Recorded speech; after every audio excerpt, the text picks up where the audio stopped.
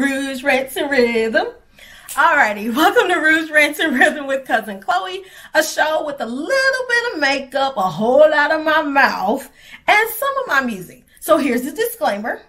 I'm affiliated with many things and organizations. However, this show is unapologetically me, not any of them. So let's get started.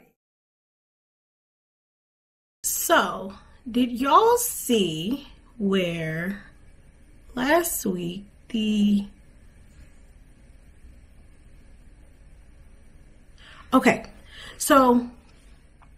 last week the Golden State Warriors had a game. They won the championship. Shout out to them. However, one of the things that caught everyone's attention was how much Blue Ivy was looking like her mom with the curly hair.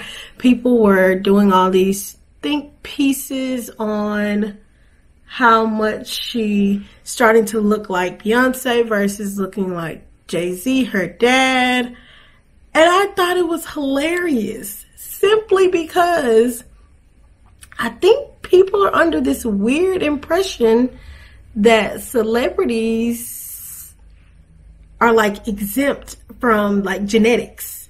They're regular people. And who else is she supposed to look like besides her mom and her dad? And we all go through phases where we look like our mom, and then we go through phases where we might look like our dad. But yeah, so that's what I wanted to start this episode off with, was talking about how celebrities are regular people. They're just well known. It's really funny how people were legit perplexed, for lack of better words, over the simple fact that Blue Ivy looks like her mom, or she looks like her dad. And when she was first born, people talked about how much she looked like her dad. Well, who else is she supposed to look like? I mean, is she supposed to look like some great cousin or a great aunt or something? Because last I checked, you're supposed to look like your parents. That's kind of how genetics work. I know we think that celebrities are like the exception and that they're invincible, or that somehow like rules and genetics don't apply to them. But unless you are actually adopted, then your genes are your parents' genes, no matter how much your parents' genes cost. So it was quite funny to me, or interesting, the amount of people who simply looked at the fact that Blue had her curly hair, and they found pictures of Beyonce with her curly hair, and they're like, wow, she's starting to look like her mom. Yeah, that's how it works. I promise you that's how it does. Newsflash, Rumi and Sir, they're going to look like their parents. They kind of do already. Any other child, all these 5 million children that Nick Cannon keeps having, they're going to look like him or whomever the moms are. So that's the beauty about genetics. But either way, I guess you can call this the first rant, or my current events rant, is simply about the fact that we take celebrities and we put them on this pedestal, for lack of better words, and basically treat them like they are exempt from real life situations. They're not. They're just well known. I've had my share of meeting lots of celebrities, and I'm trying to think if I've ever been starstruck or anything of that nature. But from what I can remember, I don't think I've ever been starstruck with any celebrity. And I'm not going to name drop the celebrities that I've met, but I've met quite a few of them, especially working in the industry that I work in. We get celebrities that will come into the place of business where I've worked in the past. And, you just treat them like they're regular people. But maybe I just missed the memo on celebrities being this larger than life situation, who are just simply exempt from doing things that regular people do. Their genes work just like our genes, and that's what people do. I know this sounds really basic, but you know, sometimes you just gotta say what's on your mind. I'm very astonished at the fact that people took the time to write true think pieces and articles about a child looking like their parent as if they're supposed to look like some other person that we've never met or look like some person that's not related to them. Also, just taking it back to Blue Ivy, people being shocked that she looked so much like her dad when she was first born. I know a lot of parents who that's always kind of the running joke is that the mom does the carrying and the baby is born with, you know, all of the dad's face or features and things like that. So that Y chromosome it's just kind of strong, and that's okay. But guess what? Celebrities are the same. They're the same way. But either way, I digress. That was just funny to me, and I just wanted to touch on that very quickly because of the simple fact that people really give celebrities way too much, I guess, I don't want to say power, but I think they give them way too much of, I guess, the benefit of the doubt or something of that nature, because it's, again, very perplexing to me how people are earning a living, for lack of better words, discussing how a child looks like their parent, how much a child looks like their parent. And you're probably like, well, you're talking about it. I'm talking about the people that are obsessed with the fact that this child looks like her mother. And all they did was go and find pictures of the mom with curly hair. I've always felt like she looks like her dad. I still feel like she looks like her dad. But she's a beautiful little girl. And she has some great things in store for her life. Oh, sorry. All right. So moving right along, my other current event that I saw that was trending was this whole Chris Brown versus Michael Jackson, and Chris Brown is better than Michael Jackson. Now, disclaimer, I am Team Breezy. But one of the things that I don't think people brought up in this debate was people were talking about how much people fainted when they saw Michael Jackson. Well, here's the thing. When someone is easily accessible to you, they're not as, what's the word? They're not considered as amazing or as larger than life. Again, still tying in the whole celebrities or regular people, they're just well known. For the people who get to be around certain people who are dictated as celebrities, the people that get to be around them all the time, they probably don't look at them as, you know, this larger than life person. But for the people who are rarely ever with them or rarely ever around them, then they can have this larger than life aura about these people. So connecting that to the Chris Brown versus Michael Jackson situation, I think what makes a difference is, I think because of social media, that Chris Brown is way more accessible, for lack of better words. And people get to see him do a lot of things that they didn't get to see Michael Jackson do. So Chris Brown even said in an interview he feels like that's cap, because that's what the kids say these days. But I do feel like he should be a part of the conversation. So you're not going to discredit Chris Brown for all of the things that he's done to the music industry and his talent.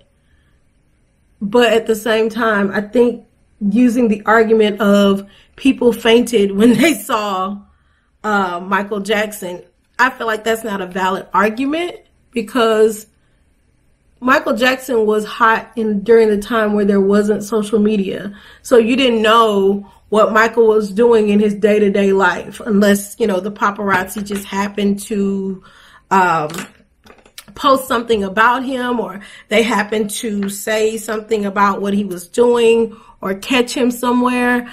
But in reality, I think that's what truly, truly changed the game for both of them. All right, liner break.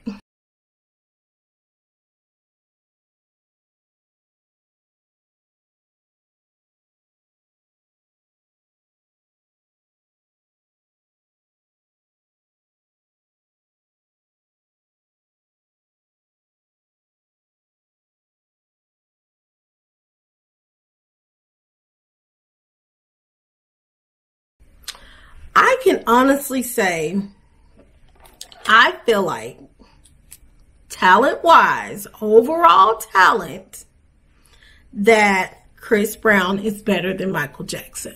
Simply because of the athletic prowess, however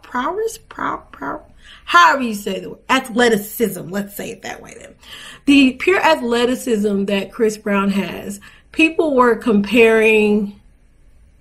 comparing their dancing ability off rip, because that to me definitely separates them. Now, do I feel like Michael Jackson influenced Chris Brown? Absolutely. I mean, let's be real. They didn't even let a true Michael Jackson tribute wasn't done on the BET Awards until Chris Brown did it. They had other people say stuff and twirl around and all this other stuff. But realistically, the tribute wasn't the tribute until Breezy did it. So, but I think it's okay for the student to exceed the teacher. I mean, true teachers want their students to be better than they are. And I think a big contributor to what I feel like is the greatness of Chris Brown is the simple fact that he is beyond just, I call it the big lights. And I've had the privilege of seeing him early on in his career, see him live. I actually went out of town to go see him when I was in undergraduate. And it was an amazing, amazing experience. I was on the 4th row. I was with a bunch of probably way younger girls, and they're all screaming and all that good stuff. But definitely had an amazing, amazing experience watching him live. And do I think I would have fainted if I saw him, if I was younger and it was a whole Michael Jackson situation? I don't think I would have ever fainted. I actually don't. I think because I'm not so enamored with celebrities that I would actually consider fainting for anybody. And I think with Michael Jackson, again, like I said, the whole accessibility of him as a celebrity, I think is what truly, truly changes the game for him. But again, I could be wrong. Y'all can give me your 2 cents in the comments. Y'all know how we do. So you can give your 2 cents in the comment. But I stand by what I said. I truly feel like Chris Brown has exceeded Michael Jackson. I have a lot of respect for Michael Jackson. I'm definitely a fan. But if I had a choice, I would choose Chris Brown to go watch if they were both, still alive and all that other stuff. But again, Michael Jackson is definitely the blueprint. So I'm not discrediting him, but I feel like Chris has exceeded him for various reasons, mostly because of the accessibility and the social media thing makes him more of to me, a real person. So either way, but that's all I got to say about that. Now, on a totally different level, totally different talking point. So my rant is actually going to be a positive rant this week. It's more this week. It's more of an encouraging positive rant, actually, because I was having a conversation with one of my good friends, one of my little sisters, and we were talking about networking, and we were talking about the importance of, using your connections to get to where you want to go. And we had this conversation, and we were talking about careers and things like that. And so this rant is simply about making sure that you realize that networking is essential to your existence. Hear me out. I learned as an undergraduate student the importance of making sure that people know my name. I learned the importance of making sure that when I walk into the room, people know who I am, and it's not because I have a name tag on. All throughout life, I feel like we've often been taught the phrase, it's not about what you know, it's about who you know. Well, that is actually very, very true. It's very essential to use those connections that you have to get to where you need to go. Now, the conversation that I had with my sister was simply about not wanting to do that. But I explained to her that that is how a lot of people of a different persuasion get ahead in life. How many people do you know that truly are definitely not qualified for the job, but they are connected to the right people and they get their foot in the door? I feel like sometimes as Black people, just calling a spade, I feel like a lot of times as Black people, we are afraid to make that connection or use that connection rather to our own benefit. Meanwhile, Joe Smith over here, his dad plays golf with the CEO of such and such's company, and now he's got an internship at a law firm, while he's a junior in high school or something of that nature. And then when it's time for him to graduate from college, he can do work there as a, paralegal or a junior's partner or whatever the case may be. So it's very much so possible to do it. But I feel like sometimes we feel like doing that makes it look like we are looking for a handout. But the truth of the matter is, it's not about a handout. It's about utilizing that connection that you've made. It's very important to make sure people know your intentions, especially in your career. So I guess this is more career oriented, and it's interesting because of the simple fact that I just talked about how with celebrities, they are regular people. They just well known. Well, this is the time to make yourself well known. If you make your intentions known, a lot of times you're able to probably get into the right doors, get into the right connections with people to make sure that people know what you need. I recently made some life decisions, and a lot of it came from me deciding, you know what, I need to let people know what I really want to do, and I need to let people know what I really want to be. But if I wouldn't have spoken up, they wouldn't know, and then I'd be stuck in a position that I didn't want to be in. And so I made an entire career transition in the same industry that I've worked in for several years. But a lot of that simply came from the fact that I opened up my mouth and said, I don't want to be in this particular department of this industry. I need to start networking and letting people know, hey, I want to do something else. I still want to be in this industry. I still want to be successful. I still want to look for opportunities of growth, but I want to do it in a different department. And ever since I did that, I found how great of an experience I'm having, still in the same industry, but with, a different department. So think about that when you think about your career.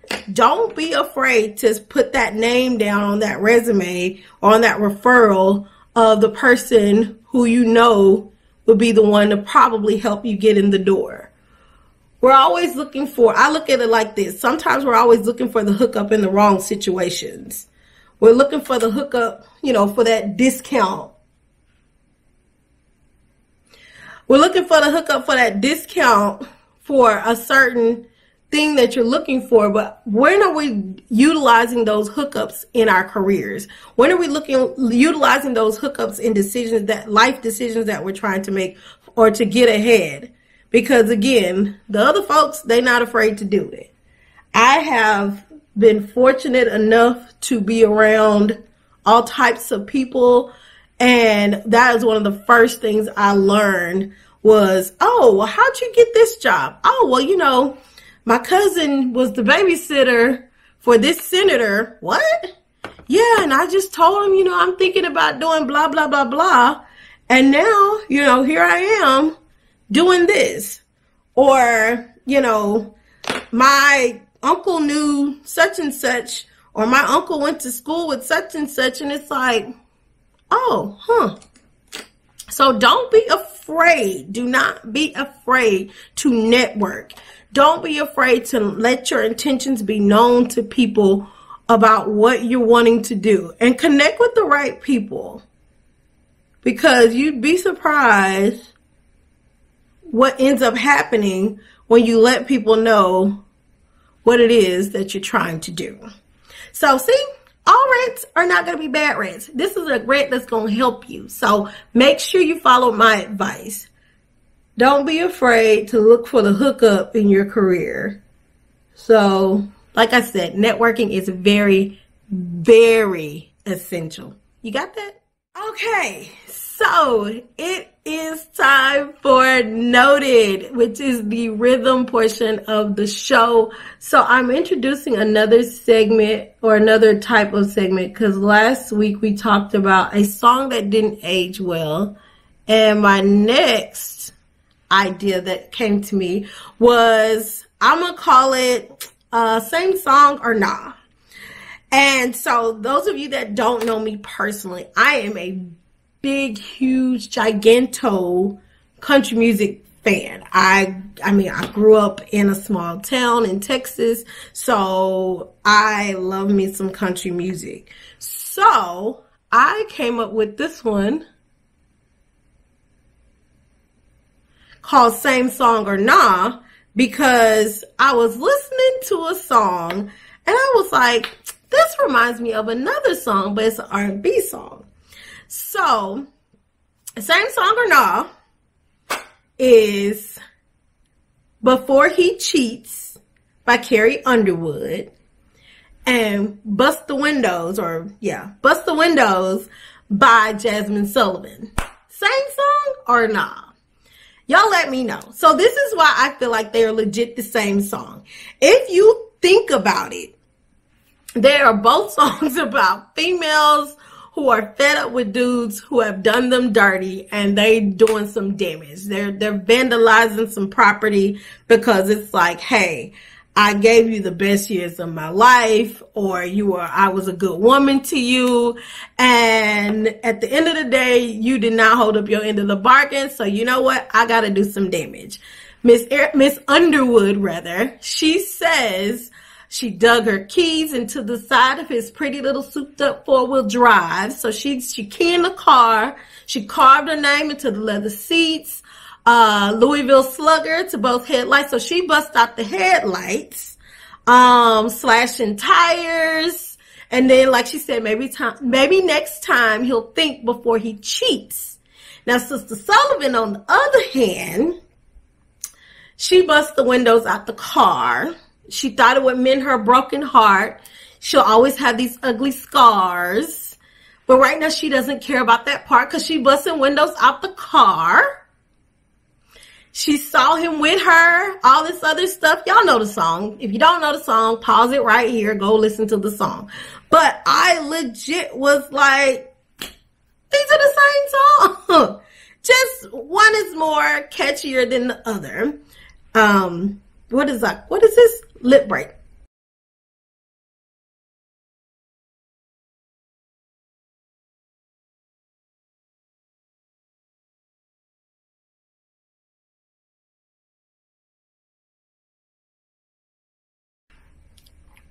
Okay. Okay. So, yeah, I genuinely feel like these two songs are pretty much identical because of the simple fact that they're both letting dudes know that they are fed up with their mess. They're not taking no more they mess. And they're going to make sure you remember the mess in which they put them through. So I'm going to leave some damage here for y'all. Now, the other part of my same song or not is which one was better. So this is where I'm kind of torn because I'm a fan of both. But I will say if it came down to let me pop this one on. I need that anthem. I've been done dirty and I need something to kind of get me ready to do what I need to do. I'm gonna have to go Carrie Underwood before he cheats because it's catchier and it kind of gets you in the mode of like let's do some damage. So let me know in the comments. Y'all know the rules. Let me know in the comments if you agree, if you disagree. Chloe, you done lost your mind. Carrie Underwood's song is definitely not better than Jazmine. You let me know. That's what we're here to talk about. I'm here by myself, but I'm talking to y'all, so y'all got to talk back to me in the comments and let me know what you're thinking. So, but yeah, that's my same song or nah. So we'll definitely play around with that. I have a list of songs for that too. So, let me think. Do I have anything else? I don't think I have anything else. So, stay tuned for the Rouge. Welcome to the Rouge. This is where I just show you what I use. We're going to start with brushes this time. Morphe M167 brush for my concealer. This is the Colored Rain medium blending brush for my transition color. And the Morphe M434 brush for the color on my lid, as well as the sparkly. The Morphe M335 brush to blend out my concealer under the eye. My foundation brush is the Morphe M6. I use that to blend out my concealer. My powder brush is the Morphe Y1. My bronzer blush is the Morphe M104. And the products that I use, starting off with the NYX Professional Eyebrow Powder Pencil in Auburn. Concealer, e.l.f. concealer in the 16-Hour Camo Concealer Matte Finish in the shade Deep Chestnut.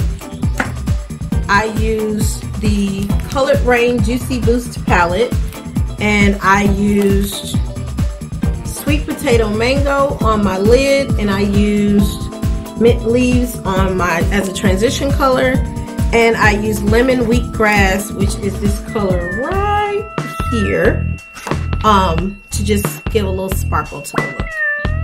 For bronzer, I use the Fresh Glow bronzer from the Lip Bar in Double Date, and the shade is called Buddha. I use the Sephora concealer in Pecan Pie. I use the NYX Super Skinny Eye Marker in Carbon Black for my eyeliner. I also use the Essence Super Precise Eyeliner for my mole enhancement. For my face powder, I use the Fenty Beauty Soft Matte Powder Foundation in the shade 385. My powder is the Laura Mercier Translucent Powder. My mascara was the Better Than Sex Waterproof Mascara. Under my eyes, I use the NYX Eye Pencil in medium brown under here. And of course, to do my brows, I use the NYX Control Freak Clear Eyebrow Gel. And then on my lips, I use the Lip Bar. And this is the shade Whiskey Sour. Whiskey Sour. And I topped it with a little bit of Beauty Bakery's Rose Pose Lip Whip. That's the Rouge.